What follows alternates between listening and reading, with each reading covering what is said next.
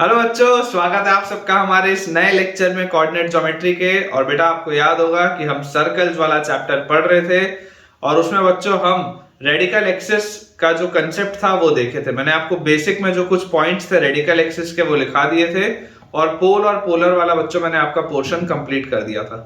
आज का lecture again बहुत इंटरेस्टिंग है, बहुत मजेदार लेक्चर है। आज हम रेडिकल एक्सिस के बेटा बहुत सारे क्वेश्चन भी प्रैक्टिस करेंगे और उसके साथ साथ आज हम रेडिकल सेंटर का कंसेप्ट भी देखेंगे और इसमें बेटा बहुत अमेजिंग क्वेश्चंस बनते हैं। तो चलिए शुरू करते हैं बच्चों अपना आज का लेक्चर। लेकिन आज का हमारा लेक्चर स्टार्ट करने के पहले आप में से जितने भी स्टूडेंट्स ने अभी तक हमारे टेलीग्राम के चैनल को ज्वाइन नहीं किया है, बच्चों आपसे एक हम्बल रिक्वेस्ट है कि आप जल्द से जल्द हमारे टेलीग्राम चैनल से जुड़िए, जिसका ज्वाइनिंग लिंक आपको नीचे डिस्क्रिप्शन बॉक्स पे दिख रहा होगा। टेलीग्राम के बच्चों चैनल को ज्वाइन करने से आपको दो फायदे होंगे। जो पहला एडवांटेज है वो ये है कि क्योंकि बच्चों मैं मल्टीपल लेक्चर्स पोस्ट करता हूँ एक दिन में, तो उससे होता ये है कि कई बार बच्चे का कोई ना कोई लेक्चर छूट जाता है। मेरा ये प्रयास रहता है कि मैं आपके लिए एक YouTube शॉर्ट, एक क्लास 11th के लिए वीडियो और एक क्लास 12th के लिए वीडियो पोस्ट करूं।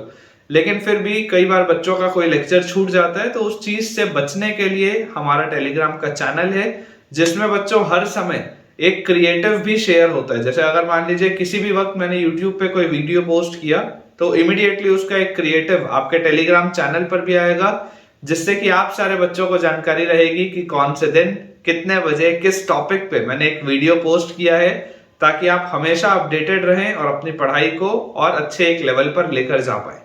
जो हमारा सेकेंड एडवांटेज है बच्चों वो ये है कि बेटा मैं आपको यहाँ पर बहुत सारे क्वेश्चंस की प्रैक्टिस कराता हूँ। मैं अक्सर ये चीज कहता भी आपको हूं कि आप हिंदुस्तान के किसी भी इंस्टीट्यूट के किसी भी टीचर के क्लास नोट्स खोल के देख लीजिए, जितने मैं आपको सवाल करा रहा हूं, जिस क्वालिटी के सवाल करा रहा हूं, आपको नहीं मिलेंगे। वो इसलिए क्योंकि मैं आपको एक सोर्स से नहीं पढ़ाता हूं बेटा, मैं अलग अलग 6-7 जो मुझे अच्छे सोर्स लगते हैं, मैं उन सबका निचोड़ आपको एक ही जगह दे रहा हूं। लेकिन स्टिल बच्चों बिलीव मी, इतने जो मैं क्वेश्चंस आपको करवा रहा हूं दे आर नॉट सफिशिएंट। अगर आपको मेंस और एडवांस क्रैक करना है, हमारे क्वेश्चंस की प्रैक्टिस और ज्यादा होनी चाहिए। और ये एक्स्ट्रा क्वेश्चंस हमें कहाँ मिलेंगे, तो आंसर आपको पता ही है कि आपके टेलीग्राम के चैनल पे मिलेंगे। तो यार आप किस बात का इंतजार कर रहे हो, जल्दी से बच्चों हमारे टेलीग्राम के चैनल को आप ज्वाइन करिए। ज्वाइनिंग लिंक आपको नीचे डिस्क्रिप्शन बॉक्स पे दिख रहा होगा। अब अगर आप मेरी बात मान के डिस्क्रिप्शन बॉक्स तक पहुंच ही चुके हैं, तो उसमें यार आपको एक यूट्यूब चैनल का भी लिंक दिख रहा होगा। सवाल ये उठता है कि अब भला ये वाला यूट्यूब चैनल कौन सा है। तो बच्चों ये मेरा पर्सनल यूट्यूब चैनल है और मेरा इसमें ऐसा मानना है कि जब हम किसी एग्जाम की तैयारी कर रहे होते हैं तो बहुत स्वाभाविक सी बात है कि हमें डीमोटिवेशन फील होता है, या हम अपने आप पर सवाल उठाने लगते हैं कि यार हम इस काबिल है भी या नहीं कि हम इस एग्जाम को क्लियर कर पाए।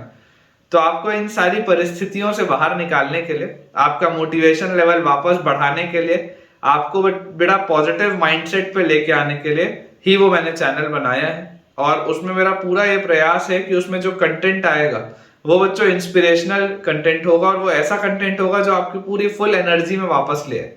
तो आप चाहें तो एक बार आप उस चैनल को विजिट करके देखें, और अगर आपको फायदा होता हो तो आप उस चैनल को भी सब्सक्राइब कर लीजिए। चलिए स्टार्ट करते हैं बच्चों अपना आज का लेक्चर। देखिए मैं आप सबको बेटा एक बस बात बता दूं कि मुझे आपसे सिर्फ कमिटमेंट चाहिए कि आप ईमानदारी से सारे वीडियोस देखें, नोट्स बनाएं, और जितने मैं आपको क्वेश्चंस क्लास में यहाँ पर करवा रहा हूं आप उन्हें अच्छे से फॉलो करें, जितनी भी वैरायटी के क्वेश्चंस हैं। बिलीव मी बेटा आपका बहुत सारी चीजें, बहुत सारे कंसेप्ट उससे क्लियर हो जाएंगे, सिर्फ ये कमिटमेंट। देखो मैं अपने लेवल पर बेटा आपको कमिटमेंट बताऊं, जैसे आज के दिन बेटा आज आई बिलीव 14th जनवरी है डेट, और अब रिकॉर्डिंग अगर आप देखेंगे तो मैं आपको, देखो घड़ी में अगर किसी को दिख रहा हो तो अभी रात के 12:30 बज रहे हैं। ठीक है, ये रात के 12:30 अभी बज रहे हैं और मैं आपके लिए इस वक्त रिकॉर्डिंग कर रहा हूं क्योंकि आज मेरा दिन भर बहुत ही हेक्टिक था, तो मैं रिकॉर्ड नहीं कर पाया। मोस्ट प्रोबेबली ये वीडियो जो है वो पोस्ट होगा 15th जनवरी 2023 को। बट बिलीव मी, मतलब मुझे ऐसा लगता है कि यार अगर मैंने अपने दिन में, भले चाहे जितना भी हेक्टिक दिन हो, अगर मेरे दिन का आज ये टारगेट था कि मुझे आपके लिए एक रिकॉर्डिंग करनी है, और अगर बेटा ये मैं रिकॉर्डिंग आपके लिए नहीं किया तो मुझे अच्छा नहीं लगेगा। तो मैं अपना कमिटमेंट फॉलो कर रहा हूं, तो मैं आपसे भी एक्सपेक्ट करता हूं कि आप भी अपना कमिटमेंट फॉलो करें, पूरा अपना 100% दीजिए। आप कितनी सिंसियरली और कितना ऑनेस्टली जेई एग्जाम को क्रैक करना चाहते हैं, वो इसी बात से बेटा डिसाइड होगा। पेपर के लिए पढ़ाई हर बच्चा करता है, लेकिन हर बच्चा सिलेक्ट नहीं होता। ये जो छोटी छोटी चीजें होती है ना, कि आप कितने कमिटेड हैं अपने किसी भी गोल के लिए, वो डिटरमाइन करेगा कि आप सिलेक्ट होंगे या नहीं। तो आप एक बार बेटा पूरे मतलब अच्छे दिमाग से सोचें इस बात को कि आप क्या कर रहे हैं अपनी लाइफ में, और आप सिंसियरली सारी चीजें कर रहे हैं या नहीं। मैं आपको ये नहीं बोल रहा हूं कि आप मेरा ही चैनल देखें, आपको जहां से भी पढ़ना हो, आप किसी कोचिंग इंस्टीट्यूट में पढ़ते हैं, या आप किसी बेटा ट्यूशन क्लास में जाके पढ़ते हैं, या आप किसी और चैनल में पढ़ते हैं, आपको जहां पर भी पढ़ना है आप पढ़िए, लेकिन ईमानदारी से पढ़िए। अगर आपने कुछ बुक्स परचेज करके रखी हुई हैं तो आप ईमानदारी से उन बुक्स को सॉल्व करिए, उन्हें फॉलो करिए। ये छोटी बेटा चीजें जब आप फॉलो करेंगे ना स्ट्रिक्टली आने वाले अपने जेई एग्जाम तक, तभी आप सिलेक्शन के करीब जाएंगे। अदरवाइज जो बच्चा फॉलो कर रहा होगा ना, वो सिलेक्शन के करीब चला जाएगा और आप सिलेक्शन से दूर हो जाएंगे। तो आप कितने सिंसियर हैं अपने एम के लिए, आप बेटा खुद जानते हैं, तो अच्छे से मेहनत करिए। चलिए स्टार्ट करते हैं बेटा अपना आज का लेक्चर। मैं आपको सबसे पहले एक आसान से सवाल से शुरुआत कराता हूं। हमने लास्ट लेक्चर में कुछ नोट पॉइंट्स देखे थे रेडिकल एक्सिस के, और मैंने आपको ये भी बोला था कि आप इन्हें फिलहाल के लिए सिर्फ नोट करके रख लीजिए। जैसे जैसे हम आगे बढ़ते जाएंगे ऑटोमेटिकली बेटा आपको बहुत सारी चीजें मतलब क्लियर होती जाएंगी, ठीक है ना। जितना भी आपका कंफ्यूजन है सब खत्म हो जाएंगे कुछ समय में, और बहुत ज्यादा अब लेक्चर्स बचे नहीं है। मतलब मुझे ऐसा लगता है कि मैक्सिमम 5-6 लेक्चर्स और उसमें सर्कल्स बच्चों अपना कंप्लीट हो जाएगा। देखिए सवाल अपने पास बेटा लिखा हुआ है। आज के लेक्चर का पहला सवाल है, find the equation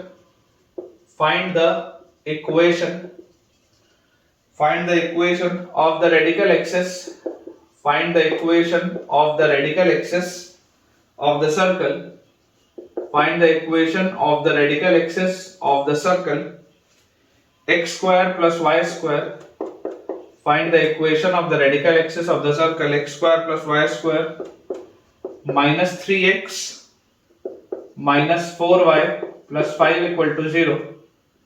Find the equation of the radical axis of the circle x square plus y square minus 3x minus 4y plus 5 equal to 0, and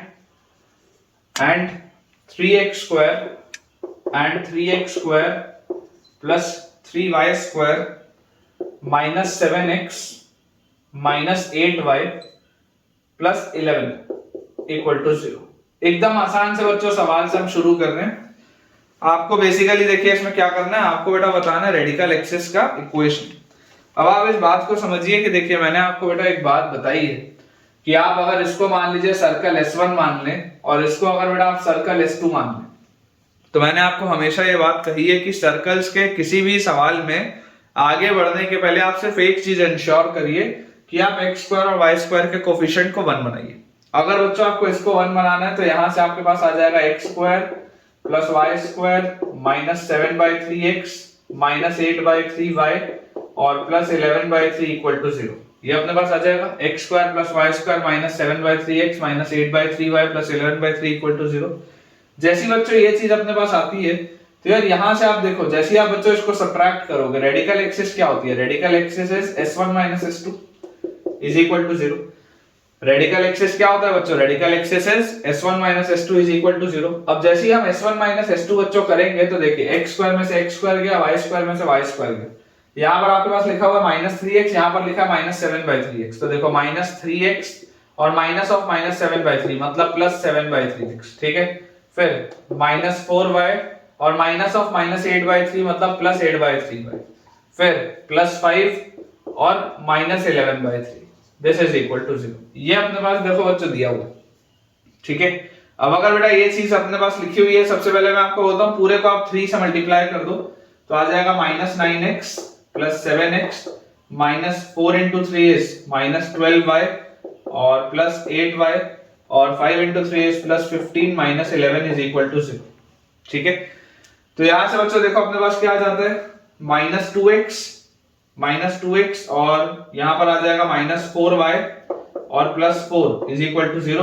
पूरे को अगर हम माइनस 2 से बेटा डिवाइड कर दें तो हमारे पास आ जाएगा x plus 2y minus 2 is equal to 0। हमने पूरे को माइनस 2 से डिवाइड कर दिया, तो फाइनल आंसर बच्चों अपने पास जो आ जाएगा that is x plus 2y is equal to 2, x plus 2y is equal to 2, बिल्कुल सही।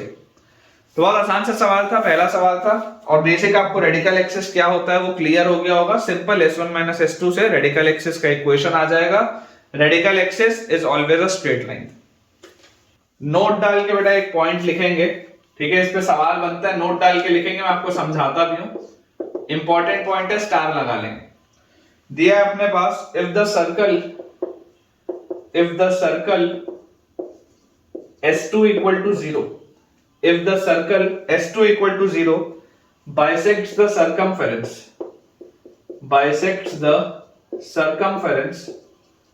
if the circle S2 equal to 0 bisects the circumference of the circle, S1 equal to 0, लिखा हुआ है if the circle S2 equal to 0 bisects the circumference of the circle S1 equal to 0, then the common chord of the two circles, then the common chord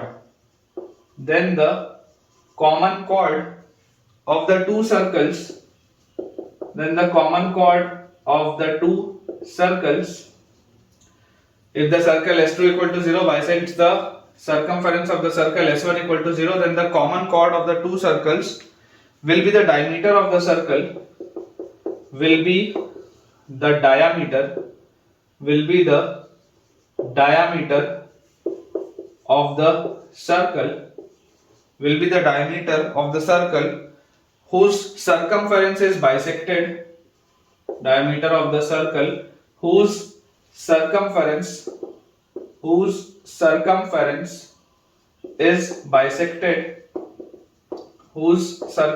is bisected, that is S1 equal to 0, whose circumference is bisected, that is S1 equal to 0. Therefore the center of circle S1, therefore the center of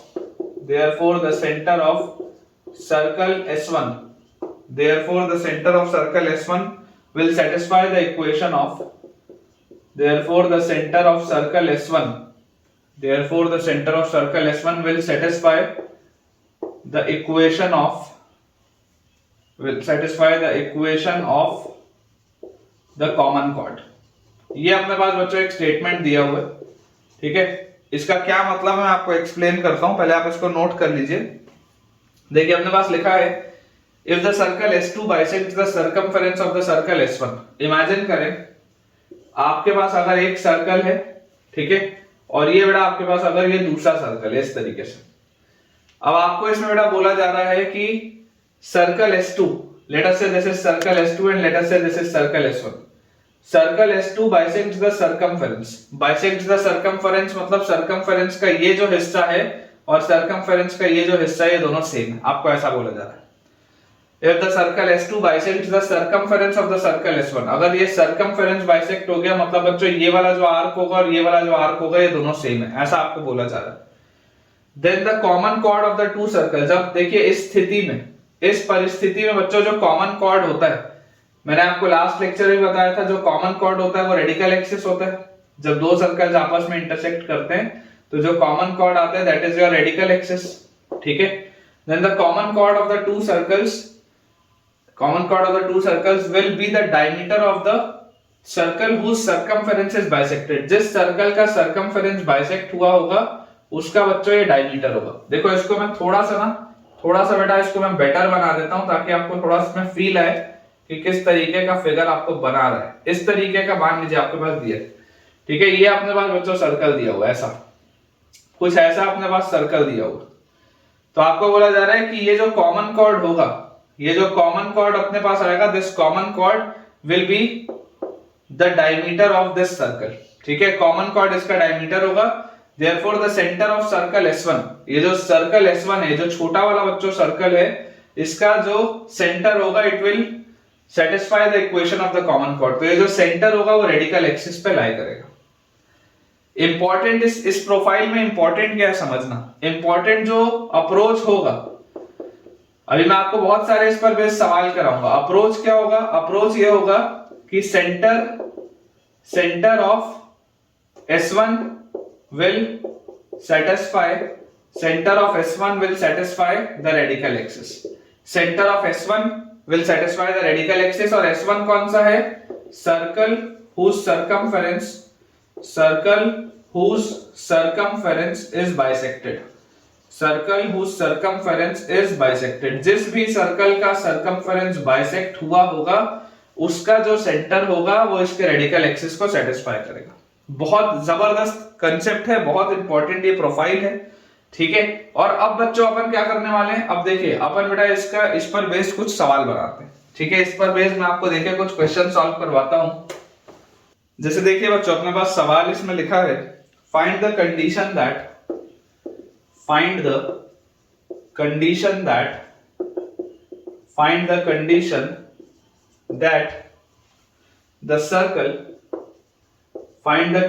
that the circle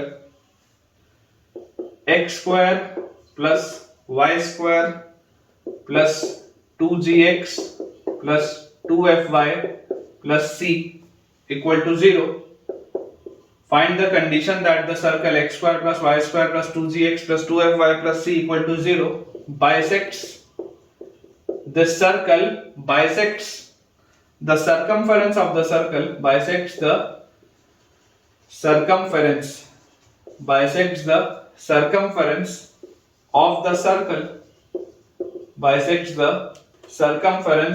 of the circle x square plus y square plus 2gx plus 2fy plus c equal to 0. Bisects the circumference of the circle x square plus y square, थोड़ा सा अच्छा यहाँ पर ये लिख दिया ना मैंने, इसको बेटा ऐसा करो g1x कर लो और f1y कर लो, ठीक है, और प्लस c1 कर लो, ऐसा लिख लो। ये क्वेश्चन आप लिख लो, bisects the circumference of the circle this x square plus y square plus 2g1x plus 2f1y plus c1 equal to 0।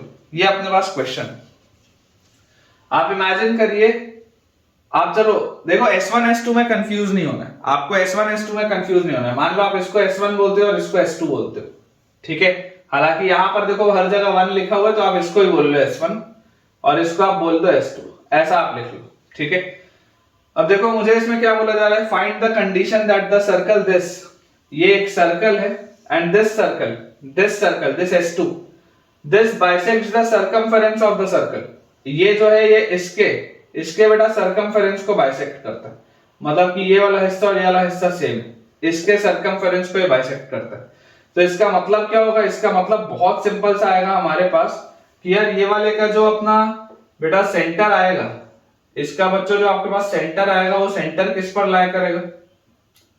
देखिए इसका आपके पास जो सेंटर आएगा, ये वाले सर्कल S1 का जो सेंटर होगा वो इसके रेडिकल एक्सिस को सेटिस्फाई करेगा। ये इसका मतलब है, सर्कल S1 का जो सेंटर अपने पास आएगा वो उसके रेडिकल एक्सिस को सेटिस्फाई करेगा। तो अगर हम ध्यान से देखें तो यार ये सर्कल S1 और सर्कल S2 अगर आपके पास दिया हुआ है तो रेडिकल एक्सिस क्या होगा, radical axis is S1 minus S2, radical axis is S1 minus S2। Subtract करो, x स्क्वायर से x स्क्वायर कटा, y स्क्वायर से y स्क्वायर कटा, 2g1x minus 2gx, 2g1x minus 2gx, 2f1y minus 2fy, तो plus 2f1y minus 2fy plus c1 minus c plus c1 minus c is equal to 0। ये अपने पास दिया हुआ, ये अपने पास लिखा हुआ है रेडिकल एक्सिस का इक्वेशन, ठीक है। स्ट्रेट लाइन है एक, इसको अगर आप चाहें तो बेटा और कैसे लिख सकते हैं, आप इसको लिख सकते हैं 2x into g1 minus g plus 2y into f1 minus f plus या is equal to c minus c1, इसको आप ऐसा लिख सकते हैं। अब यार अगर बेटा ये मेरे पास आ चुका है रेडिकल एक्सिस, तो मुझे यहां से क्या बोला जा रहा है, मुझे बोला जा रहा है कि कौन सी कंडीशन होगी। तो आपको पता है रेडिकल एक्सिस में इसका सेंटर सेटिस्फाई करना चाहिए। सर्कल S1 का सेंटर क्या होगा, अगर आप बच्चों इसका सेंटर देखोगे तो सर्कल S1 का सेंटर यहां से अगर आप देखोगे तो इसका सेंटर आ जाएगा -g1, -f1।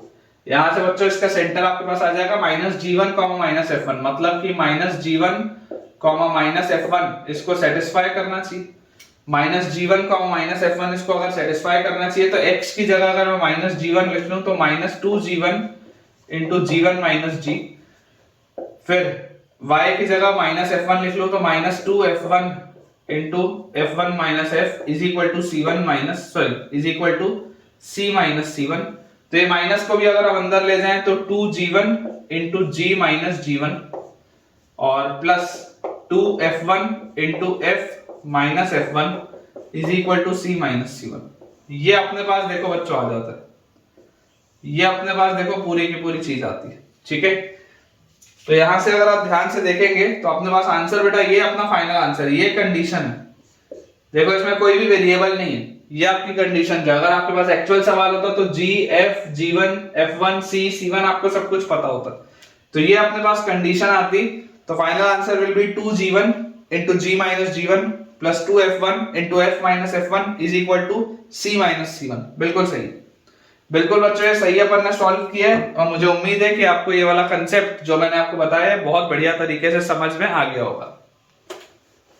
चलिए अगला बच्चों अपना सवाल देखते हैं। लिखा है अपने पास find the equation of the circle, find the equation of find the equation of the circle find the equation of the circle which bisects the circumference which bisects the circumference find the equation of the circle which bisects the circumference of the circle x square plus y square plus 2y minus 3 equal to 0 plus 2y minus 3 equal to 0 and touches the line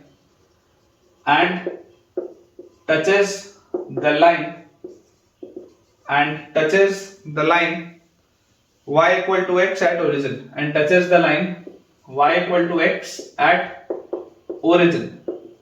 ये अपने पास बच्चों सवाल दिए। ठीक है, इसमें family of circles का भी जबरदस्त यूज आने वाला है, क्योंकि हम जैसे जैसे आगे बढ़ते जाएंगे मैं आपको मिक्स इसमें बेटा क्वेश्चंस करवाता जाऊंगा।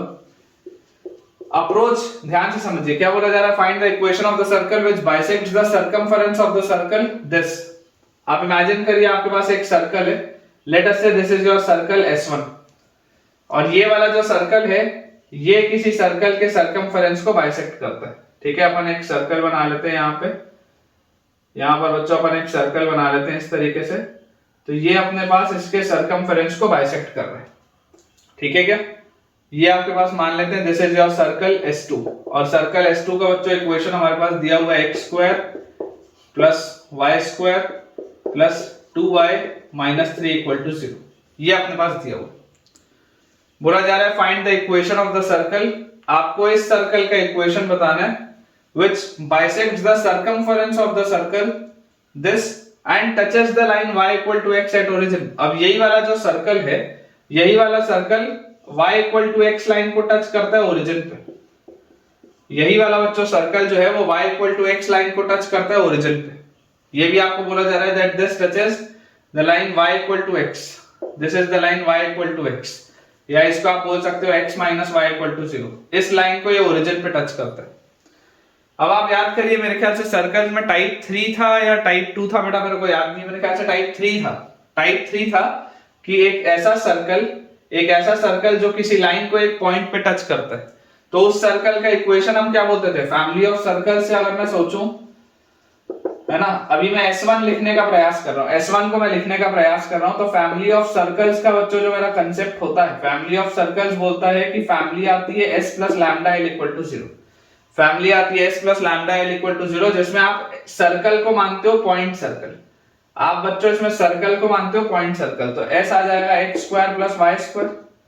ठीक है, क्योंकि इस पॉइंट पे आपने लिखना है ना सर्कल का इक्वेशन, तो पॉइंट सर्कल इस पॉइंट पे क्या आ जाएगा, x square plus y square और प्लस ये आपका आ गया सर्कल और plus lambda into straight line कौन सी है, तो straight line x minus y, straight line x minus y, this is equal to 0।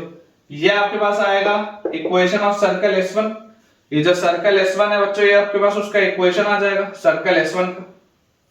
अब जैसी बेटा ये हमारे पास आ जाता है सर्कल S1 का इक्वेशन, तो आप समझने की कोशिश करिए कि लैम्डा निकालने के लिए हमें क्या चीज पता है, हमें ये चीज पता है कि इनका जो रेडिकल एक्सिस होगा, इनका बेटा जो रेडिकल एक्सिस होगा, उस रेडिकल एक्सिस पर S2 का सेंटर लाई करेगा। S2 का सेंटर क्या आएगा, x कोऑर्डिनेट तो 0 आएगा और y कोऑर्डिनेट आएगा -½ इंटू कोफिशिएंट ऑफ y, मतलब -1। ये 0, -1 आएगा इसका सेंटर। इसका मतलब आप सबसे पहले तो रेडिकल एक्सिस निकाल लीजिए। देखो S1 का इक्वेशन आपके पास है, अगर आप S1 ध्यान से देखें तो सर्कल S1 का आपके पास इक्वेशन है x² + y² + λx - λy = 0। और सर्कल S2 बच्चों आपके पास देखो क्या लिखा हुआ है, सर्कल S2 आपके पास दिया हुआ है x² + y² + 2y - 3 = 0। x² + y² + 2y - 3 = 0। जैसी बेटा मैं आपको बोलूंगा कि चलो रेडिकल एक्सिस अपन लिखते हैं, तो रेडिकल एक्सिस अपने पास देखो क्या आ जाएगा, radical axis will be S1 - S2, तो this will be S1 - S2 = 0। Subtract करोगे x² y² कटेगा, तो यहां से अपने पास बच्चों आ जाएगा, सब्ट्रैक्ट करते ही लैम्डा इंटू x और फिर माइनस लैम्डा इंटू y और -2y, और ठीक है सब्ट्रैक्ट आप कर रहे हो तो -2y + 3, this is equal to 0। तो यार यहां से अपने पास आ जाता है लैम्डा इंटू x और माइनस y इंटू लैम्डा + 2 और +3 = 0। -y into lambda + 2 + 3 = 0। अब बच्चों ये जो रेडिकल एक्सिस आपके पास आएगी, ये रेडिकल एक्सिस इसके सेंटर को सेटिस्फाई करना चाहिए, मतलब दिस मस्ट सेटिस्फाई 0, -1। ये 0, -1 को अगर सेटिस्फाई करना चाहिए तो यहां से देखिए आप जैसे 0, -1 डालेंगे तो 0, और यहां पर -1 डालते ही +1 इंटू लैम्डा + 2 + 3 = 0। तो बच्चों यहां से आपके पास लैम्डा की वैल्यू आ जाती है -5, और जैसे ही हमारे पास लैम्डा की बच्चों वैल्यू -5 आ गई तो सर्कल S1 क्या आ जाएगा, सर्कल S1 जो हमको निकालना था, लैम्डा की वैल्यू -5 आ चुकी है, यहां पर जैसे हम रखेंगे तो circle S1 will B x² + y² - 5x + 5y = 0। ये आपका आंसर है, दिस इज योर आंसर। देख लीजिए ये लिखा है ना, find the equation of the circle, तो ये आपका ऐसा सर्कल है जो कि इसको ओरिजिन पर टच भी कर रहा है और इसके सरकमफेरेंस को बाइसेक्ट भी कर रहा है, क्योंकि इनका जो रेडिकल एक्सिस है वो इसके सेंटर से पास करेगा। ठीक है, तो अपने पास बच्चों आंसर आ जाएगा x² + y² - 5x + 5y = 0। बिल्कुल सही। तो आई होप बच्चों आपको ये वाला भी कंसेप्ट बढ़िया से समझ में आया होगा कि किस तरीके से फैमिली ऑफ सर्कल्स का इस्तेमाल करते हुए हमने बेटा ये वाला क्वेश्चन सॉल्व किया रेडिकल एक्सिस का। ठीक है, आगे आप जैसे जैसे बढ़ते जाएंगे आप देखेंगे कि बहुत सारे अभी बेटा टॉपिक्स की मिक्सिंग होगी। नेक्स्ट बेटा अपने पास इसमें क्वेश्चन लिखा हुआ है, find the locus of the centre of the circle, locus of the center of the circle, find the locus of the center of the circle which bisects the circumference, which bisects the circumference, locus of the center of the circle which bisects the circumference of the circle, which bisects the circumference of the circle, x² + y² = 4, x² + y² = 4, and x² + y² and x² + y² - 2x + 6y, x² + y² - 2x + 6y + 1 = 0। ठीक है, देखिए अपने पास बोला basically क्या जा रहा है कि find the locus of the centre of the circle which bisects the circumference of the circle this and this. मतलब आप इमेजिन करिए आपके पास एक सर्कल है, late us say this is S1, और ये वाला बेटा जो सर्कल है ये किन्हीं दो सर्कल्स के, ये वाला बच्चों जो सर्कल है ये किन्हीं दो सर्कल्स के सरकमफेरेंस को बाइसेक्ट करता है। ठीक है, ये वाला जो बच्चों सर्कल है ये किन्हीं दो सर्कल्स के सरकमफेरेंस को बाइसेक्ट करता है, मतलब आप इसको S2 मान लीजिए और आप इसको S3 मान लीजिए। Let us say this is your S2 and this is S3। तो सर्कल S2 हमारे पास क्या आ जाएगा, circle S2 is x² + y² - 4 = 0, and बच्चों circle S3 is x² + y² - 2x + 6y + 1 = 0। ये अपने पास आ रहा है। हमें देखो क्या बोला जा रहा है, हमें एक ऐसे सर्कल के सेंटर का बेटा लोकस बताना है, इसके सेंटर का, तो आप जिसका भी लोकस बताना है आप उसको h, k मान लेंगे। क्या लिखा है, find the locus of the centre of the circle. आपको एक ऐसे सर्कल के सेंटर का लोकस बताना है which bisects the circumference of the circle this and this. ये इन दोनों के ही सर्कमफेरेंसेस को बाइसेक्ट करता है।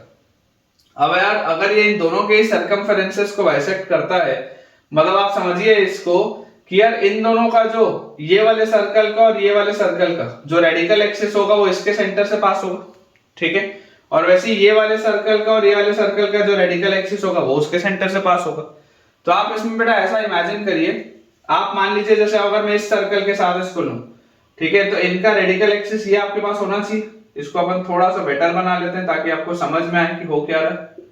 ये इस तरीके से अपन इसको बना लेते हैं और ये कुछ ऐसा आपके पास सर्कल है, ठीक है, कुछ इस तरीके का अपने पास ये सर्कल दिया है और ये इसका रेडिकल एक्सिस आपके पास बन रहा है, ठीक है क्या। अब यार ये वाला जो रेडिकल एक्सिस है, ये वाला बेटा जो रेडिकल एक्सिस है, क्लियरली आप अगर ध्यान से सोचे तो आपको बेटा एक चीज समझ में आती है कि यार मुझे एक बात दिखाई देती है कि इसका जो सेंटर होगा सर्कल का ये क्या होगा 0,0 होगा, तो इनका रेडिकल एक्सिस इससे पास कर रहा होगा। आप अपने बेटा सर्कल S1 को मान लो x² + y² + 2gx + 2fy + c = 0। आप सर्कल S1 को ये मान लो, मान सकते हैं क्या सर्कल S1 को अपन ये x² + y² + 2gx + 2fy + c = 0। ये h, k का जो खेल है अपन आखिरी में करेंगे, ठीक है। अभी फिलहाल हम h, k के खेल की बात नहीं कर रहे, हम सिंपल ये लिखते हैं कि x² + y² + 2gx + 2fy + c, ये सर्कल S1 है। तो ये वाला जो रेडिकल एक्सिस है, ये वाला रेडिकल एक्सिस क्या होगा S1 - S2 = 0 होगा। S1 - S2 = 0 करने से यार रेडिकल एक्सिस आएगा, देखो x² से x² गया, y² से y² गया, 2gx - 0 is 2gx + 2fy - 0 is +2fy और कांस्टेंट टर्म -4, तो +c + 4 this is equal to 0। ये अपने पास आएगा क्या, देख लो ध्यान से, इसमें से बेटा आप इसको जैसे सब्ट्रैक्ट करोगे आपके पास ऑटोमेटिकली आ जाएगा ये चीज लिखा हुआ, और ये जो है ये 0,0 से पास हो रहा है। दिस इज पासिंग थ्रू 0,0, मतलब कि 0 डालूंगा तो यार यहां से तो c की वैल्यू -4 आ जाएगी, यहां से तो c की वैल्यू -4 आ जाएगी, तो ये c तो मेरे को मिल गया -4, ये जो c था ये तो मुझे मिल गया -4। अब इस चैप्टर को यहीं पे रहने दो। अब इधर आप देखो, आपके पास ये जो है ये आपके पास एक और रेडिकल एक्सिस है, ये आपके पास एक और रेडिकल एक्सिस है। ये वाला जो रेडिकल एक्सिस होगा this will be S1 - S3 = 0।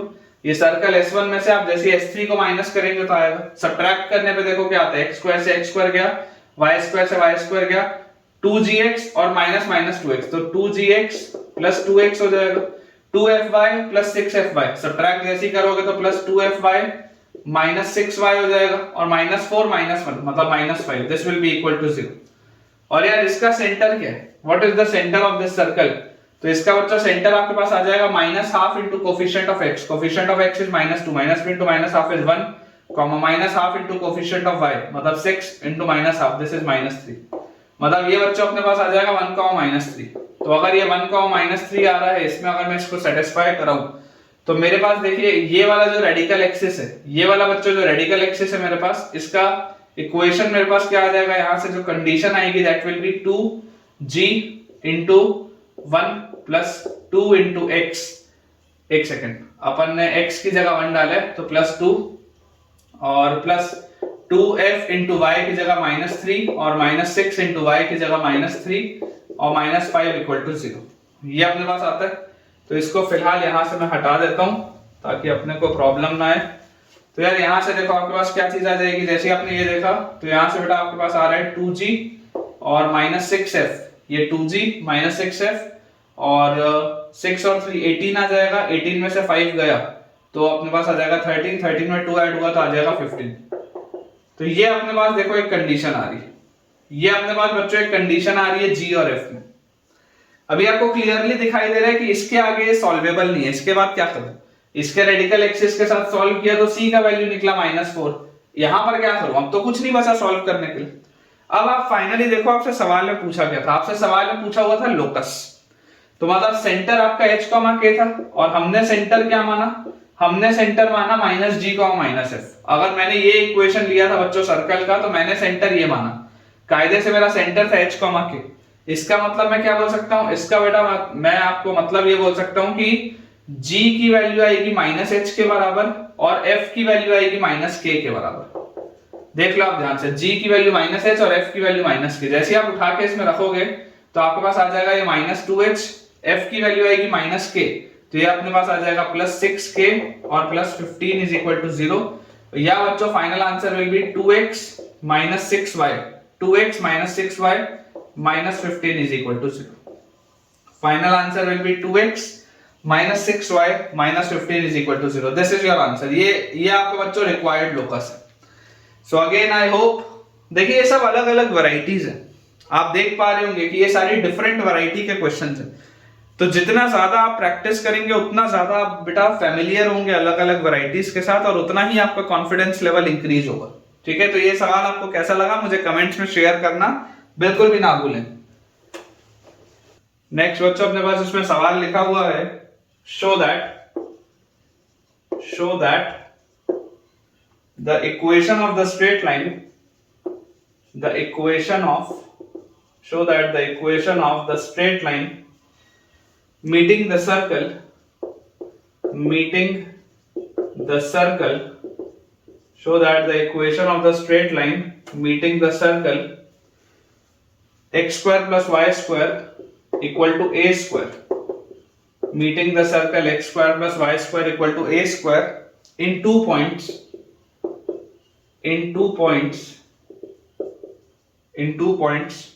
at equal distance d from the point P, at equal distance d from point P x1 y1, at equal distance d from point P x1 y1 on its circumference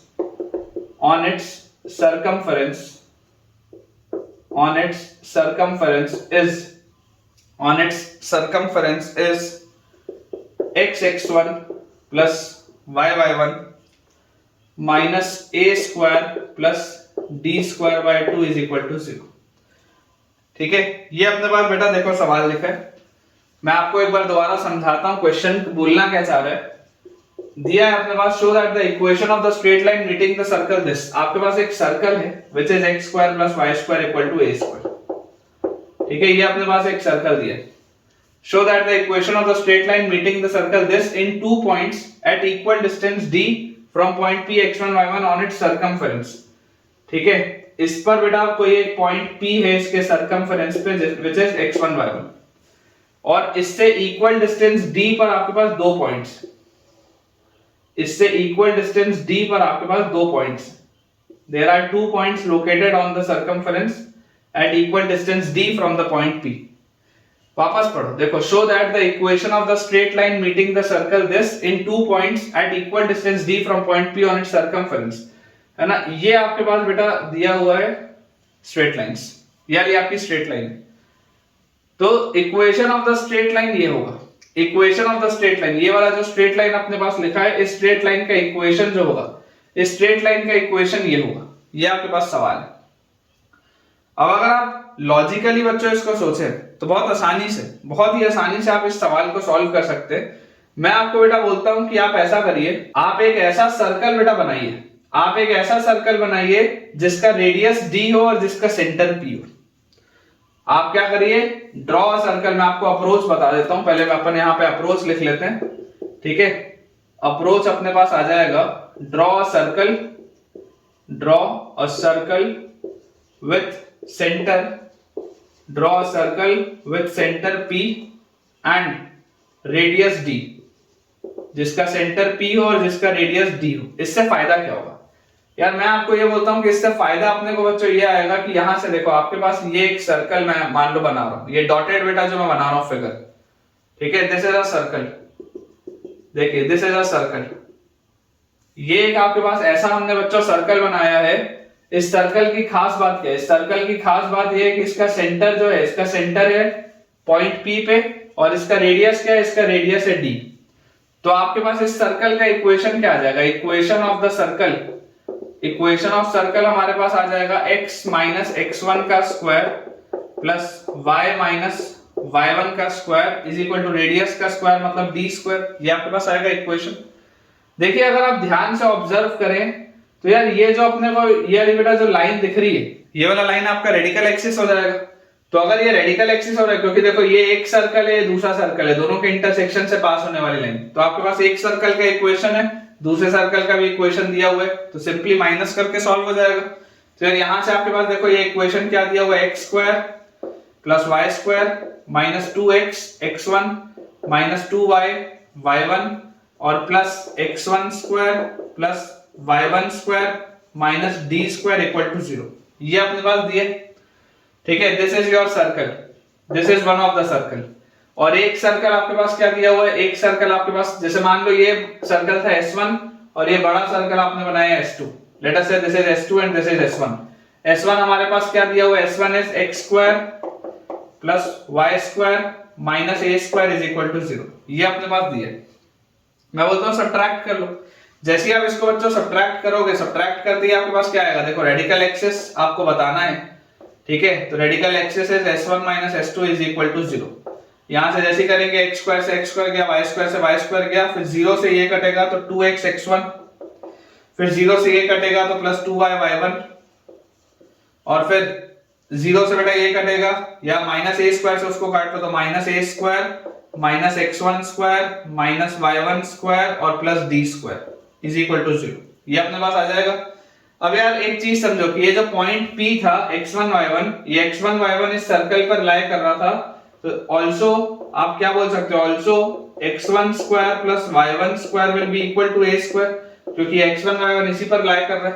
तो ये जो x1 square और y1 square आपके पास लिखा हुआ है, ठीक है, इसको आप ऐसे लिख लो 2x x1 plus 2y y1 minus a square और माइनस आप ब्रैकेट के अंदर लिख लो x1 square plus y1 square और plus d square equal to 0। तो यार यहां से बच्चों देखो अपने पास जो फाइनल आंसर आएगा, ये वाला x1 स्क्वायर और y1 स्क्वायर, ये बेसिकली क्या लिखा हुआ है, a स्क्वायर लिखा हुआ है। तो हमारे पास देखो क्या आ गया फाइनली, अगर आप पूरे को लिख लो तो this is 2x x1 plus 2y y1 और माइनस a स्क्वायर और minus a square is minus 2a square और plus d square is equal to 0। पूरे को बेटा आप 2 से डिवाइड कर दो, ठीक है, plus d square is equal to 0। जैसे आप 2 से डिवाइड करोगे तो x x1 plus y y1 minus a square plus d square by 2 is equal to 0। ये अपने पास आ जाएगा यार रिजल्ट। यही आपको लेके आना था, देख लो x x1 plus y y1 minus a square plus d square by 2, same result आ जाएगा आपके पास, ठीक है। इसमें बस आपको ये वाली चीज पकड़नी थी, है ना। आपको सिर्फ देखो अलग अलग वैरायटी के क्वेश्चन, आपको सिर्फ इसमें ये वाली चीज पकड़नी थी कि अगर आपको एक कॉर्ड का इक्वेशन बताना है, बेसिकली अगर आपको सर्कल के कॉर्ड का इक्वेशन बनाना है तो बहुत आसान हो जाएगा मेरे लिए। अगर मैं उस कॉर्ड को रेडिकल एक्सिस बना लूं तो रेडिकल एक्सिस बनाने के लिए मुझे एक सर्कल और चाहिए, तो वो सर्कल अपन ने कंस्ट्रक्ट कर लिया। चलिए अगला देखते हैं। अगला बच्चों अपने पास इसमें सवाल लिखा हुआ है, find the condition that find the condition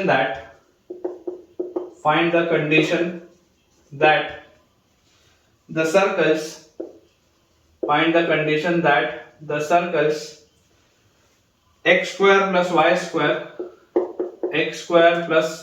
square plus 2ax plus c square equal to 0, x square plus y square plus 2ax plus c square equal to 0 and x square plus y square plus 2by plus c square equal to 0 plus 2by plus c square equal to 0 touch each other. Find the condition that the circle this and this touch each other. इसकी क्या condition होगी बच्चों अपने को ये बताना है, ठीक है। अब आप ध्यान से ऑब्जर्व इसमें करें कि यार मैंने आपको लास्ट लेक्चर में बताया था कि जो दो सर्कल्स के बीच में टचिंग होती है, वो टचिंग आपके पास इस तरीके से एक्सटर्नल भी हो सकती है, ठीक है, कि इस तरीके की एक्सटर्नल टचिंग भी आपके पास आ सकती है, पॉसिबल है। और जो टचिंग होगी बेटा वो इंटरनल भी हो सकती है, इस तरीके से भी आपके पास बन सकता है केस, कुछ ऐसा केस भी आपके पास बन सकता है। ये दोनों पॉसिबल है, इस तरीके का एक्सटर्नल टचिंग भी हो सकता है, इस तरीके का इंटरनल टचिंग भी अपने पास आ सकता है। दोनों ही केसेस में मुझे एक चीज पता है, मुझे क्या पता है कि ये जो कॉमन टेंजेंट होता है, this common tangent is basically radical axis. ये मैंने आपको पढ़ाया था लास्ट लेक्चर में कि जो कॉमन टेंजेंट होता है वो आता है रेडिकल एक्सिस।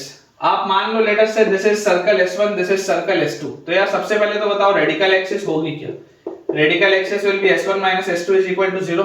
तो यार अगर मैं रेडिकल एक्सिस बच्चों यहां से निकाल लूं तो यार मेरे पास बेसिकली क्या आ जाएगा, x स्क्वायर से x स्क्वायर गया, y स्क्वायर से y स्क्वायर गया, 2ax में से ये कटेगा तो 2ax - 2by, फिर plus c square minus c square cut जाएगा तो ये भी आ गया 0। तो यार यहां से अपने पास आ जाता है ax - by is equal to 0। यही आता है अपने पास ax - by is equal to 0। तो यार ये आपके पास आ गई ये कॉमन टेंजेंट जिसको आप रेडिकल एक्सिस भी बोलते हैं इस केस में। अब यहां से अगर बच्चों मैं ध्यान से देखूं तो मुझे एक चीज समझ में आती है कि कंडीशन क्या होगी। कंडीशन होगी कि इस रेडिकल एक्सिस से इसके सेंटर का दूरी रेडियस r1 हो, इस रेडिकल एक्सिस से इसके सेंटर का दूरी रेडियस r2। वैसे यहां से भी अगर आप देखोगे तो इसके सेंटर से इसकी दूरी बच्चों आपके पास आ जाएगी रेडियस r1 और इसके सेंटर से बेटा इसका जो डिस्टेंस आएगा that will be radius r2। ये अपने पास होगा। तो यार मैं आपको एक सिंपल सी बात बोलता हूं कि आप कोई भी एक कंडीशन लगा लो। जैसे मान लो अगर मैं ये वाला सर्कल पकड़ूं तो ये वाले सर्कल का सेंटर क्या होगा, इसका सेंटर मेरे पास आएगा x कोफिशिएंट 2a है तो -½ into coefficient of x is -a,0। ठीक है, तो -a,0 से इसका रेडियस क्या होगा, इसका रेडियस विल बी √g², ठीक है, प्लस f² - c, तो a² - c², ये इसके बराबर होना चाहिए। देखो इसका रेडियस आ रहा है √a² - c², तो -a,0 से इसकी जो दूरी होगी ये रेडिकल एक्सिस की दूरी -a,0 से -a,0 से इसकी दूरी आपके पास आ जाएगी कितनी, √a² - c² के बराबर। तो अब निकाल के देख लो। ठीक है, जैसे आप इसको देखो सॉल्व करोगे तो आपके पास आ जाएगा मॉड्यूलस ऑफ, आप डिस्टेंस निकाल रहे हो -a,0 से, तो a इंटू -a और प्लस -b इंटू y की जगह 0 अपॉन अंडर ऑफ नीचे आ जाएगा a² प्लस b² और इसका modulus will be equal to इसके रेडियस के बराबर that is under of a² - c²। अगर हम बच्चों स्क्वायर कर दें तो यार ये तो देखो खत्म हो गया, -a² मतलब यहाँ पर बच्चों आपके पास स्क्वायर वैसे करने का चलो कर दो तो यहाँ पे आपके पास आ जाएगा a²। ठीक है, तो a² मतलब a की पावर 4 इज इक्वल टू, इन दोनों को अगर मैं मल्टीप्लाई कर दूं तो स्क्वायर कर चुका हूं मैं, तो अपने पास आ जाएगा a² plus b² into a² - c²। ठीक है, तो यार यहां से अपने पास आ जाता है a⁴ is equal to a⁴ minus a² c² plus a² b² और माइनस b² c²। तो ये इससे तो ये कट गया। तो यार यहां से आपके पास देखो क्या आ रहा है बेटा, a² b² comes out to be equal to, ये दोनों को उस साइड ले जाओ तो a² c² plus b² c²। और क्लियरली बेटा अगर मैं इसमें पूरे को बेटा अगर मैं देखो ऐसा करूं कि a² b² से आप डिवाइड कर दो, है ना, यहां से आप c² बाहर ले दो तो इसका आप ऐसे लिखो a² b² is equal to c² into a² plus b²। इसको आप ऐसा लिख लो a² b² is equal to c² into a² plus b²। और यहां से अपने पास आ जाएगा 1/c² is equal to 1/a² plus 1/b²। ये आपके पास देख लो बच्चों कंडीशन आ जाएगी। This is the condition. मैंने अभी ये सर्कल S1 के लिए किया है, ठीक है ना, मैंने S2 के लिए नहीं किया, मैंने सर्कल S1 के लिए किया है कि S1 से इसके सेंटर की दूरी रेडियस r1 के बराबर होगी। आप अगर चाहें तो सेम चीज सर्कल S2 के लिए भी कर सकते थे कि S2 के सेंटर से इसकी दूरी रेडियस r2 के बराबर होगी, तब भी आपका आंसर आ जाता। ठीक है, तो फाइनल आंसर बच्चों अपने पास आएगा 1/a² plus 1/b² is equal to 1/c²। बिल्कुल सही। चलिए अगला देखते हैं। अगला बच्चों अपने पास देखिए इसमें क्वेश्चन लिखा है tangents are drawn to the circle, tangents are drawn to the circle, tangents are drawn to the circle x² plus y² equal to 12, tangents are drawn to the circle x² plus y² equal to 12 at the point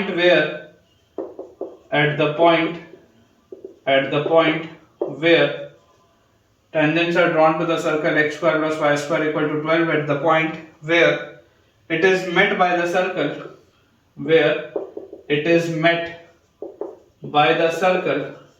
at the point where it is met by the circle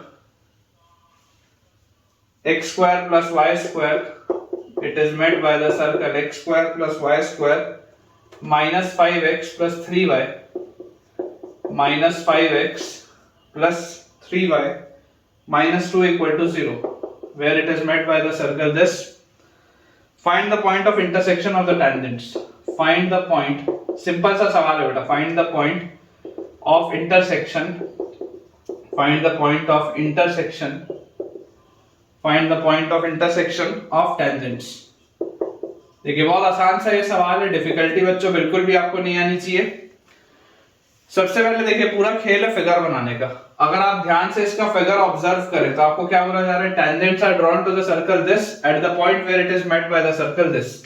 आपको बोला जा रहा है कि आपको एक circle है, ठीक है, आपके पास बेटा एक ये दूसरा सर्कल है और आपको इसमें बोला जा रहा है कि इस दूसरे सर्कल में, यार थोड़ा सा बेटर बनाते हैं, गलत बना दिया मैंने, ये दूसरे वाले सर्कल को थोड़ा सा अच्छे से बनाते हैं, ठीक है. यहाँ पे अपने पास दिया है, इसमें इसको क्लियर कर लिया, ठीक है. Tangents are drawn to the circle this at the point where it is met by the circle this. उन पॉइंट्स पे जहां पर ये इनसे मिलता है, मतलब इन पॉइंट्स पे. इन पॉइंट्स पे आपने क्या किया, इन पॉइंट्स पे बेटा आपने बनाया टेंजेंट, ठीक है. क्या इन पॉइंट पे आपने बनाया टेंजेंट. इस तरीके का आपके पास कुछ फिगर है, ठीक है. ये आपके पास देखो सर्कल S1 है, this is your circle S2, this is your circle S1 and this is your circle S2. क्या लिखा है, tangents are drawn to the circle S1 at the point where it is met by the circle S2. जिन points पे इनकी इसकी मुलाकात होती है उन पॉइंट्स पे आपने टेंजेंट डाला. बोला जा रहा है find the point of intersection of the tangents. ये टेंजेंट्स का बच्चों इंटरसेक्शन किस पॉइंट पे होगा. तो बहुत ऑब्वियस सी आपको एक बात बेटा दिखाई दे रही है कि ये जो दोनों पॉइंट्स होंगे ये बेसिकली इसके कॉमन कॉर्ड ऑफ कांटेक्ट वाले पॉइंट्स होंगे. यही आपका देखो बेसिकली इस एक्सटर्नल पॉइंट के लिए, इस एक्सटर्नल पॉइंट के लिए जो रेडिकल एक्सिस आपको मिल रहा है, ये वाले बेटा पॉइंट के लिए जो आपको रेडिकल एक्सिस मिल रहा है वही इसका कॉर्ड ऑफ कांटेक्ट भी होगा. आप ऐसे इसको सोच के देखो.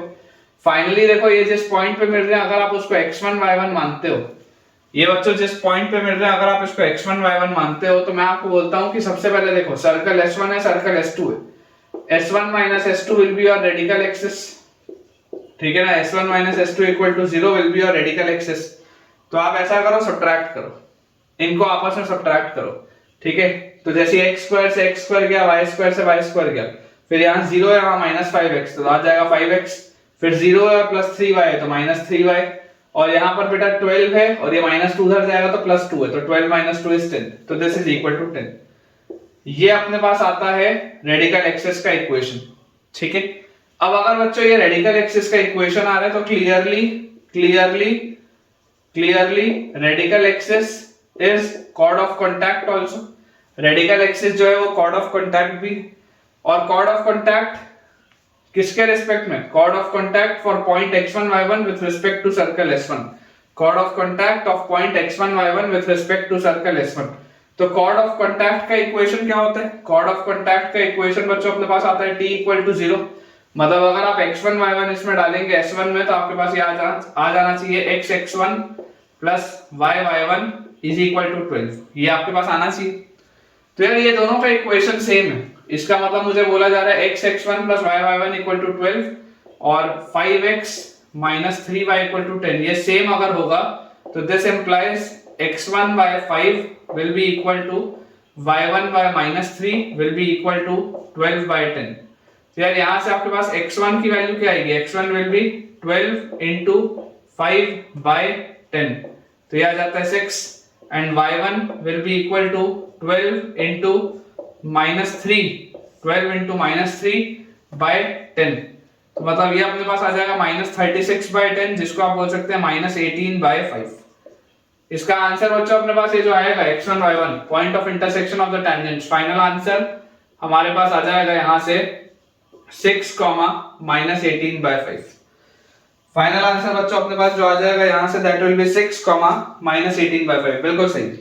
चलिए तो इसके साथ बेटा रेडिकल एक्सिस के कुछ बेसिक क्वेश्चंस. रेडिकल एक्सिस में भी देखिए बहुत अच्छे अच्छे सवाल बनते हैं, लेकिन अच्छे अच्छे उसमें जो सवाल बनते हैं वो ऑर्थोगोनैलिटी के बाद बनते हैं.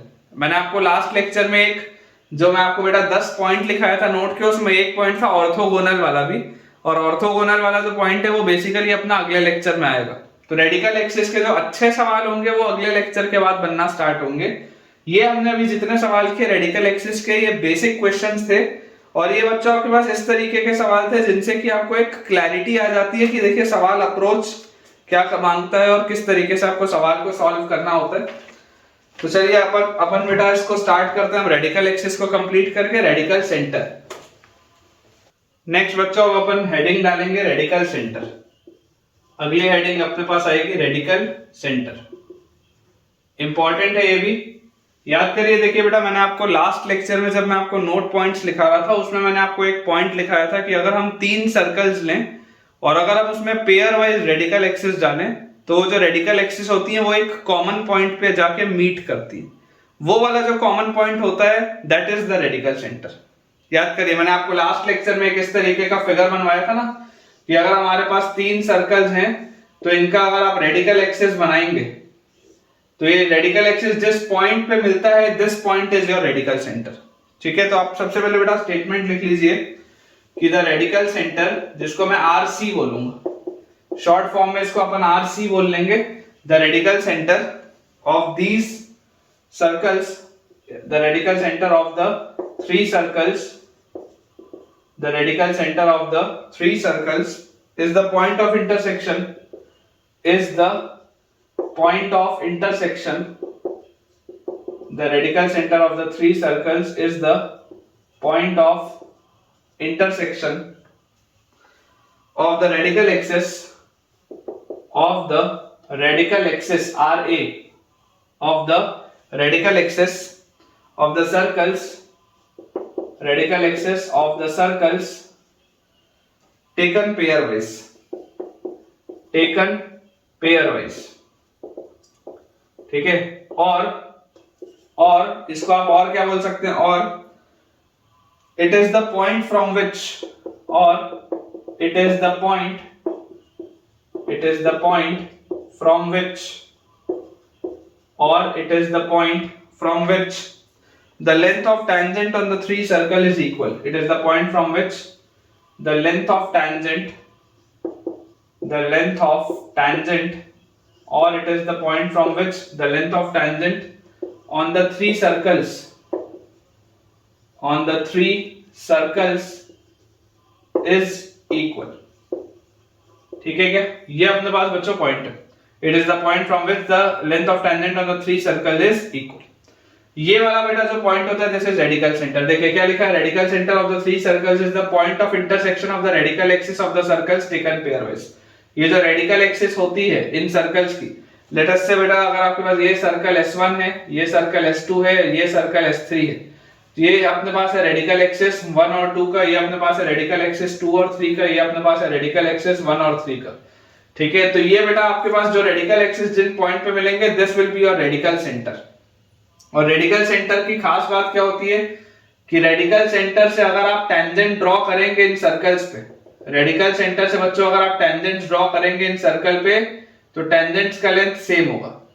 अगर आप रेडिकल सेंटर से बच्चों टेंजेंट ड्रॉ करेंगे सर्कल पे तो जो टेंजेंट का आपके पास लेंथ आएगा दैट विल बी सेम, और आना भी चाहिए क्योंकि ये एक ऐसा पॉइंट है जो तीनों ही रेडिकल एक्सिस में लाई कर रहा है। देखो ध्यान से, ये जो मैंने डॉटेड लाइन बनाई है बेसिकली देखो आपके पास बेटा ये एक ऐसा पॉइंट है जो कि तीनों ही आपके रेडिकल एक्सिस पे लाई कर रहे हैं, इस पर भी, इस पर भी और इस पर भी। तो ये टेंजेंट्स का लेंथ तो सेम हो गई। ये वाले आपके पास देखो टेंजेंट का लेंथ क्या आ जाएगा, this will B root S1। ठीक है, ये वाले बेटा टेंजेंट का लेंथ आ जाएगा, this will B root S2। ये वाले टेंजेंट का लेंथ आ जाएगा रूट S3, और ये तीनों ही सेम होंगे। Root S1 will be equal to root S2 will be equal to root S3। यहां पर आप बोल सकते हो इस पॉइंट से कि फ्रॉम रेडिकल सेंटर आप बच्चों जब टेंजेंट डालेंगे तो रूट S1, रूट S2 और रूट S3 की वैल्यू सेम आ जाएगी। ठीक है, तो ये बस बेसिक सी एक बात है रेडिकल सेंटर की जो हमको पता होना चाहिए। अब अगर हम मान लीजिए ये प्रूव करना चाहें, अगर बेटा हम मान लीजिए ये प्रूव करना चाहें कि ये तीनों पॉइंट्स कॉन्करेंट क्यों होती है, क्योंकि आपको देखो मैंने आपको बोला था लास्ट लेक्चर में भी जैसे जैसे हम आगे बढ़ेंगे वैसे वैसे आपको क्लैरिटी आएगी चीजों में। तो अगर मैं आपसे सिंपल सी एक बात पूछूं कि यार आप मुझे बताइए कि ये तीनों पॉइंट्स कॉन्करेंट क्यों होती है, हम कैसे मान ले, तो कोई उसका होना चाहिए रिजल्ट, कोई डेरिवेशन होना चाहिए। तो आप देखिए, मैं आपको इसका डेरिवेशन बताता हूँ, इसका मैं आपको प्रूफ बताता हूँ कि ये कॉन्करेंट क्यों है। प्रूफ है ना, प्रूफ ऑफ कॉन्करेंसी, ऐसा आप लिख लो, प्रूफ ऑफ कॉन्करेंसी, कि ये कॉन्करेंट क्यों आएंगे अभी आपको देखो पता चलेगा। आप, और मैं आपको गारंटी दे रहा हूं, मैं आपको बच्चों गारंटी दे रहा हूं 99.99% बच्चों को इसका प्रूफ नहीं पता होगा कि ये लाइंस कॉन्करेंट क्यों होती। अगर आप भी उनमें से एक हैं जिनको इसका अता पता ही नहीं था कि यार ये कॉन्करेंट क्यों हो गई, कैसे हो गई, तो आप मुझे कमेंट्स में शेयर जरूर करिएगा, ठीक है। और अगर इसका डेरिवेशन पसंद आएगा तो बताइएगा। सर्कल S1 हम मान लेते हैं, लेट अस से circle S1 is x² + y² + 2g1x + 2f1y + c1 = 0। Late us से सर्कल S2 बच्चों अपने पास दिया हुआ है x² + y² + 2g2x + 2f2y + c2 = 0, and circle S3 is x² + y² + 2g3x + 2f3y + c3 = 0। ठीक है क्या, ये अपने पास आ जाएगा।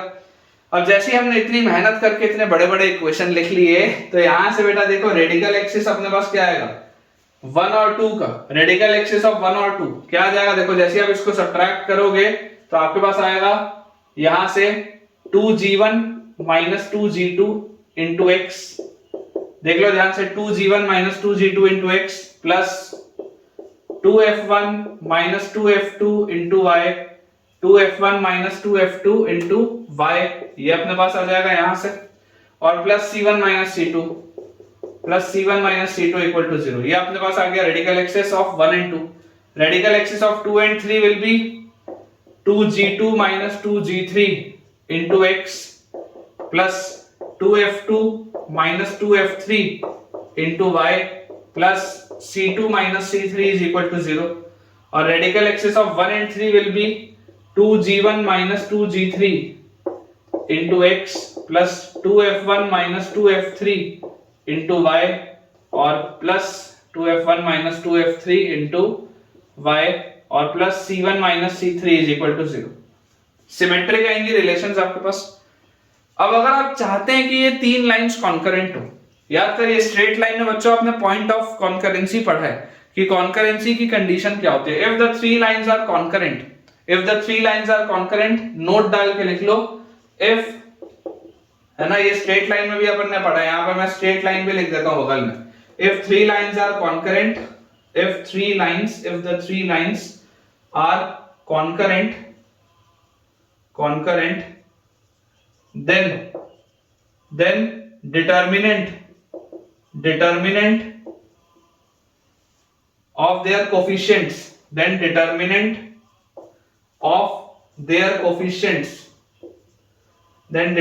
of their coefficient is 0। याद करिए इनका डिटर्मिनेंट 0 आता था, मतलब अगर a1x + b1y + c1, a2x + b2y + c2, a3x + b3y + c3, अगर ये तीन लाइंस कॉन्करेंट होती थी तो रिजल्ट क्या होता था, determinant of a1 b1 c1, a2 b2 c2, a3 b3 c3 = 0, यही होता था। तो अगर आपके पास बेटा कॉन्करेंसी की बात हो रही है तो इनका देखिए डिटर्मिनेंट क्या आएगा, डिटर्मिनेंट ऑफ 2g1 - 2g2, फिर 2f1 - 2f2, फिर c1 - c2। वैसे ही यहां पर अगर आप देखेंगे तो 2g2 - 2g3, फिर 2f2 - 2f3, फिर आपके पास आ जाएगा c2 - c3। वैसे आप यहां पर देख लीजिए आपके पास क्या है रिलेशन, 2g1 - 2g3, उसके बाद 2f1 - 2f3 और प्लस c1 - c3, दिस, ये अपने पास आ रहा है इसका डिटर्मिनेंट। और आप बेटा जरा सोच के देखो कि अगर आप ये जो आपके पास रो 1 है और जैसे बेटा आप इसमें चेंज करोगे, row 1 goes to row 1 plus row 2 minus row 3, row 1 goes to row 1 plus row 2 minus row 3, तो देखो रो 1 में आप रो 2 ऐड करोगे तो -2g2 + 2g2 कटेगा तो 2g1 - 2g3, और इसमें से आप रो 3 सब्ट्रैक्ट कर दोगे तो ये भी आ गया 2g1 - 2g3। तो क्लियरली आपको दिखाई दे रहा है कि देखो रो 1 ये वाला एलिमेंट 0 हो गया। वैसे यहां देखो 2f1 - 2f2, 2f2 - 2f3, ये दोनों कट गए तो 2f1 - 2f3 और ये भी 2f1 - 2f3 सब्ट्रैक्ट हो जाएंगे, ये भी 0 आ जाएगा। और वैसे यहाँ देखो C2 और -C2 कट गया तो C1 -C3 और ये भी C1 -C3, जैसे सब्ट्रैक्ट करोगे तो ये पूरा ही जो रो होगा, ये पूरा ही रो आपका 0 बन जाएगा, पहला वाला। और आपको बताइए कि किसी भी डिटर्मिनेंट में बेटा अगर कोई कंप्लीट रो 0 हो जाए या कंप्लीट कोई कॉलम के सारे एलिमेंट 0 हो जाए तो उसका डिटर्मिनेंट क्या आता है, 0 आता है। तो यहां से आप बहुत आसानी से देख सकते हैं कि यार ये बहुत इजीली अपन ने सॉल्व कर लिया, और यही है इसका प्रूफ ऑफ कॉन्करेंसी। तो अगर बेटा आपको ये चीज नहीं आती थी और अगर आपने ये चीज मुझसे सीखी है तो आप मुझे कमेंट में बताइएगा जरूर, क्योंकि 99.9% मैंने देखा है लोग बस ये बोल के निकल जाते हैं कि ये होता है, कॉन्करेंट होता है, रेडिकल सेंटर होता है। भाई क्यों होता है, क्यों का जब जवाब मिलेगा ना तब मजा आएगा तुमको मैथ्स पढ़ने में। ठीक है, देखिए अब बच्चों देखिए बहुत सिंपल सी एक बात है कि अगर मान लीजिए अब आपके पास कभी ये 3 सर्कल दिए हुए हैं और आपको पूछा जा रहा है कि बताओ रेडिकल सेंटर क्या होगा, तो तीनों रेडिकल एक्सिस निकालने की जरूरत नहीं, आप तो यार कोई भी 2 रेडिकल एक्सिस निकालो और उनको सॉल्व कर लो, तीसरी भी तो कॉन्करेंट ही है ना, समझ रहे हो। तीनों रेडिकल एक्सिस अब सॉल्व करने की जरूरत नहीं, अगर रेडिकल सेंटर पूछा जाए तो आप तो कोई भी 2 रेडिकल एक्सिस निकालो और उसको सॉल्व कर लो, बहुत सिंपल सी बात है ना। तो आप नोट डाल के बेटा यहाँ पर लिख सकते हैं, नोट डाल के बच्चों यहाँ पर लिख सकते हैं कि to find the radical centre, to find the radical centre of the 3 given circles,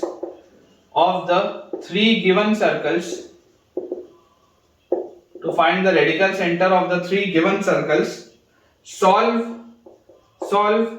any 2 radical axis। बहुत सिंपल सी बात है ना, तीनों रेडिकल एक्सिस आपको निकालने की जरूरत नहीं है, आप तो यार कोई भी 2 रेडिकल एक्सिस निकालिए और बेटा उसको सॉल्व कर लीजिए।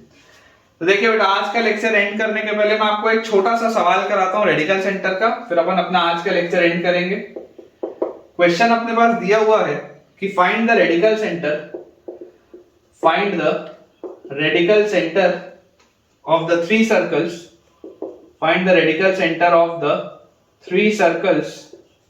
find the radical center of the 3 circles, x square plus y square equal to a square, फिर है x माइनस सी का whole square plus y square equal to a square, और थर्ड अपने पास बच्चों सर्कल दिया हुआ है x square plus y minus B का square, x square plus y minus B का square is equal to a square. ठीक है क्या, देखो ये अपने पास बच्चों दिया हुआ है। अब आप अगर इसको सॉल्व करेंगे तो देखिए आपके पास बेटा सर्कल S1 आप लिख लो, इसको एक्सपैंड करके पूरा लिख लो, तो सर्कल S1 तो ठीक है, x square plus y square equal to a square दिया हुआ है। सर्कल S2 को अगर मैं एक्सपैंड करूं तो मेरे पास आ जाएगा x square plus y square minus 2cx और प्लस c स्क्वायर आएगा उधर जाएगा तो is equal to a square minus c square, ये अपने पास आ जाएगा। और सर्कल S3 अपने पास बच्चों यहां से आ जाएगा x square plus y square minus 2by और अपने पास आएगा प्लस b स्क्वायर उधर जाएगा तो this will be equal to a square minus b square, ये अपने पास आ गया।